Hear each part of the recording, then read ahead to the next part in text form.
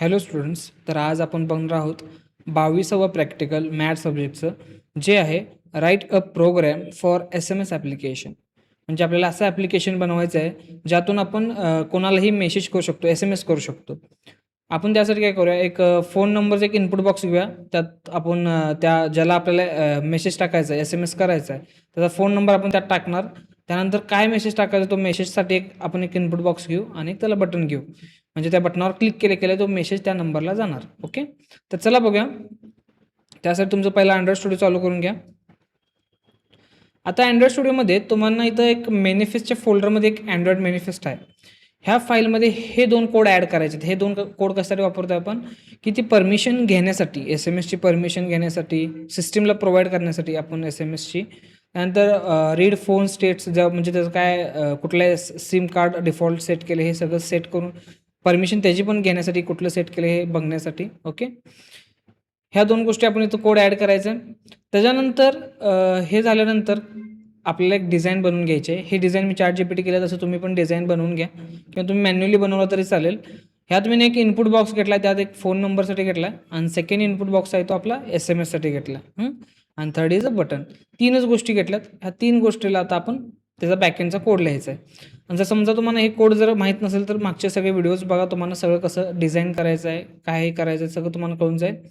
आणि जर समजा तुम्हाला हे टाईप करायची म्हणजे काय कंटाळा येत असेल तर तुम्ही माझ्या ब्लॉगमधनं जाऊन तुम्ही ते कोड कॉपी पेस्ट करून घेऊ शकता. ओके, तर चला बघूया.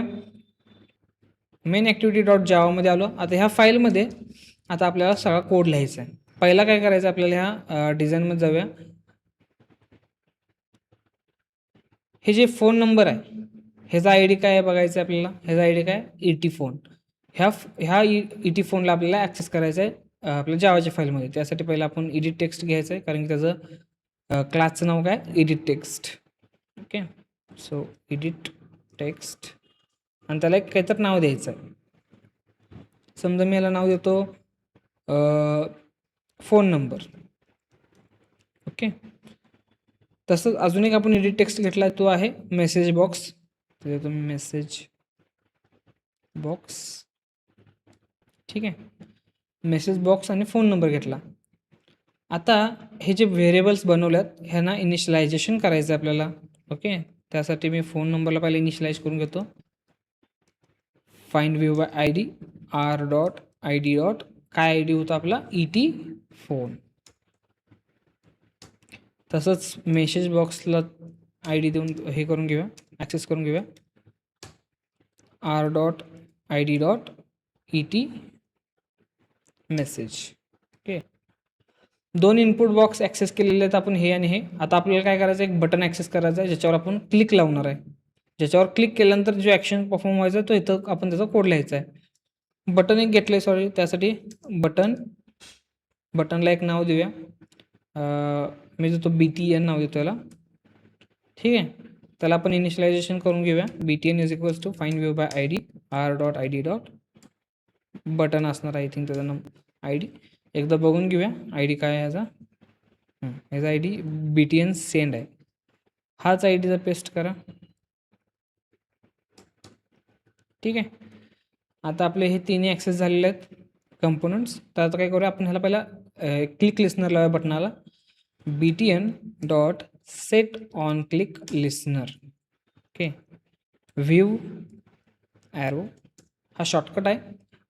ठीक आहे, आता ह्या बटनावर कोण जरी क्लिक केलं की काय ॲक्शन परफॉर्म करायची तर आपण ह्यात लिहिणार आहे. ठीक आहे, आपल्याला पहिला चेक करायचा, पहिला सगळा डेटा, त्यातला जो युजरनं टाईप केलेला फोन नंबर, युजरनं टाईप केलेला जो मेसेज आहे, हा पहिला आपल्याला ॲक्सेस करून बघायचा, स्टोअर करून घ्यायचा एका जागेवर.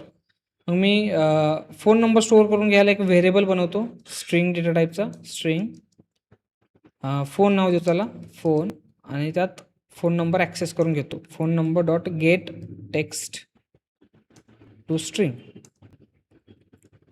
म्हणजे काय करणार, जो युजर फोन नंबर टाकेल तो फोन नंबर ह्यात जाऊन स्टोअर होणार फोनमध्ये आपल्या. ओके, तसंच अजून आपल्याला काय घ्यायचं आहे आता, मेसेज. तो मेसेज इज इक्वल्स टू आपलं काय, message box dot get text dot to string.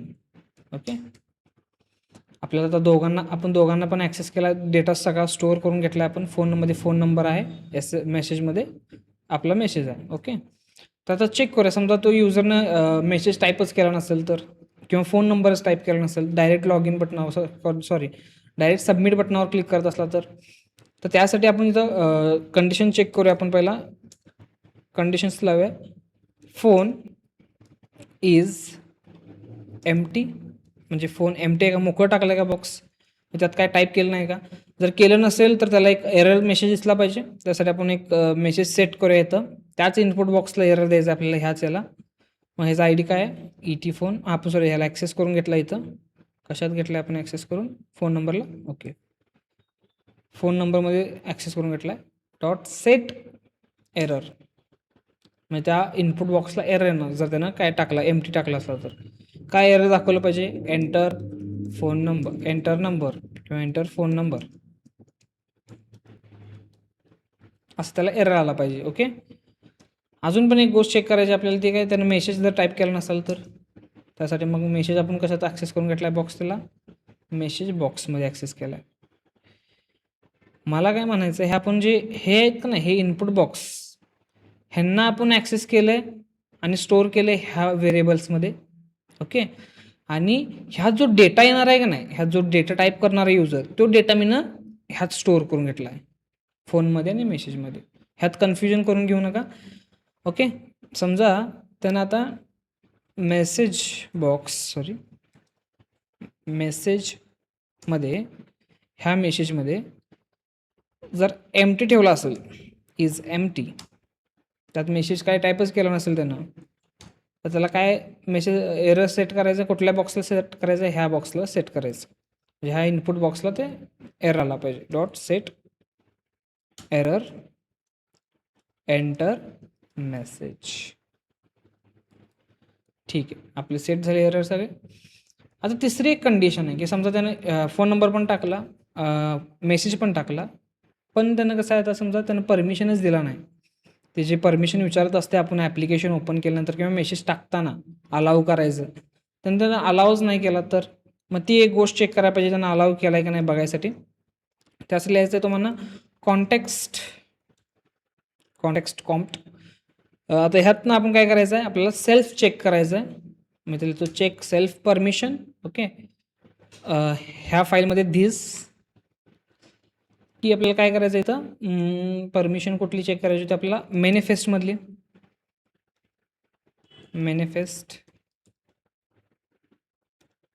Manifest dot permission dot send SMS. Okay, जर सेंड SMS परमिशन दिल्या का नाही चेक करण्यासाठी आता इथं पुढे लिहा त्याच्या इक्वल्स टू ग्रांट आहे का नाही आपण बघायचं आहे. Equals to package manager dot permission grant. Okay, ठीक आहे. आता काय करूया, हे परमिशन चेक करणार की बाबा परमिशन अलाव केले का नाही, ग्रांट आहे का नाही. ठीक आहे, जर ग्रांट असेल तर आपल्याला जो ऑपरेशन करायचा आहे मेसेज तो सेंड झाला पाहिजे, त्याचा प्रोग्राम इथे येणार. जर समजा त्यांना परमिशनच दिला नसेल, ओके, किंवा त्यांना डिनायल केला असेल, परमिशन अलावच केला नसेल, तर त्यासाठी एक एल्स कंडिशन की त्याला परत एकदा परमिशन मागायची आपण. ओके, काय परमिशन मागायची, activity compat dot request permission this, comma, कुठली परमिशन मागायची आपल्याला, ती परमिशन इथं लिहिणार आपण, string array curly braces manifest dot permission dot आपल्याला कुठलं सेंड SMS परमिशन, ही परमिशन आपल्याला मागायची. ओके, ह्याच्या आधी तर आपल्याला इथं एक लास्टला तुम्हाला एक हे द्यायचं आहे, परमिशन कोड असतो, परमिशन 1 कोड टाका. ठीक आहे, अजून काय राहतं बरं आपल्याला इथं, ठीक आहे, इथं न्यू लिहायचं राहिले, न्यू. ओके, परमिशन कोड टाकला आपण, परमिशन कोड काय, रिक्वेस्ट कोड 1. ठीक आहे, म्हणजे काय करणार, जर परमिशन इथं जर कंडिशन फॉल्स असली, त्यानं परमिशन दिला नसेल, अलाव केला नसेल, तर त्याला परमिशन परत मागणार सेंड करायच्या आधी. ओके, ठीक आहे. आता मेसेज सेंड करायचा कोड आहे आपला SMS मॅनेजर. SMS मॅनेजरचा एक व्हेरिएबल घेतला is equals to SMS manager dot default get default. हे काय करत असतं, समजा आपल्या फोनमध्ये 2 सिम कार्ड असतील, तर कुठल्याला बॅलन्स आहे आपण सेट केलं असतं ना बाय डिफॉल्ट, की कुठल्याला कॉल करायचा आहे, म्हणजे फोन नंबरला क्लिक केलं डायरेक्ट कॉल लागतो डिफॉल्ट जे सिम आपण सेट केले त्यालाच. किंवा तुम्ही नेट चालू केला तर डिफॉल्ट तुम्ही काय नेट कुठल्या सिम कार्डला अटॅच केला आहे त्याच डिफॉल्ट नेटनं आपलं डेटा चालू होतो. तसंच इथं हे काय करतं, चेक करते कुठलं डिफॉल्ट आहे, त्या डिफॉल्ट ह्याच्यानं सिम कार्डनंच त्याला SMS करतं. ठीक आहे, SMS manager dot send text message आपल्याला सेंड करायचं, त्यासाठी त्याला फोन नंबर द्यावा लागणार. त्यानंतर एक ॲड्रेस असतो, म्हणजे समजा फोन नंबर आपला सिम कार्ड जो असतो, आता फिजिकल सिम कार्ड असतात एक फोनला, एक ई सिम असतं. ओके, आणि एक जण आपण APIs ते घेऊन करत असतात बाहेरून, मग त्यासाठी एक ॲड्रेस लागतो. आपल्याकडे तो नाही आहे, त्यामुळे आपण नल टाकणार आहे. ओके, हे जास्त तुम्ही ह्याची जास्त इन्फॉर्मेशन घेऊ नका, तुम्ही फक्त असंच राईट करा जसं मी टाईप करतोय तसं. नल मेसेज, आपण मेसेज कशा स्टोअर केला आहे, M कॅपिटल आहे. ठीक आहे, मेसेज, त्यानंतर 2 वेळा नल टाकायचं तुम्हाला. ओके, ह्यात जास्त डीपला जायला नको, नाही तुम्हाला हे आहे ते पण समजणार नाही आहे. ओके, हे असंच लिहायचं आहे, एवढं लक्षात ठेवा.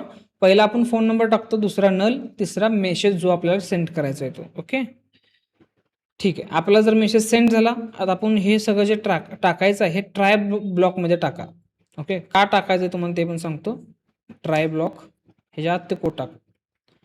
समजा ज्या युजरनं ॲप्लिकेशन आपलं यूज करायला आहे, त्यानं समजा मोबाईलला बॅलन्स मारला नाही, सिम कार्डला बॅलन्स मारला नाही, तर त्या सिम कार्डला बॅलन्स मारला नाही, तेव्हा जो SMS जो फेल्ड होणार आहे, सेंड होणार नाही, ते ट्राय ब्लॉक काय करणार, इथं कॅच रन करणार. कॅच एक ब्लॉक असतोय आपल्या एक्सेप्शनचा, तिथं आपण एक एरर लिहून ठेवायचं की बाबा असं असं म्हणजे आपलं हे फेल झालं, SMS सेंड झाला नाही, फेल झाला. Okay, failed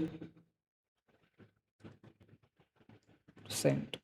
okay, fail to send.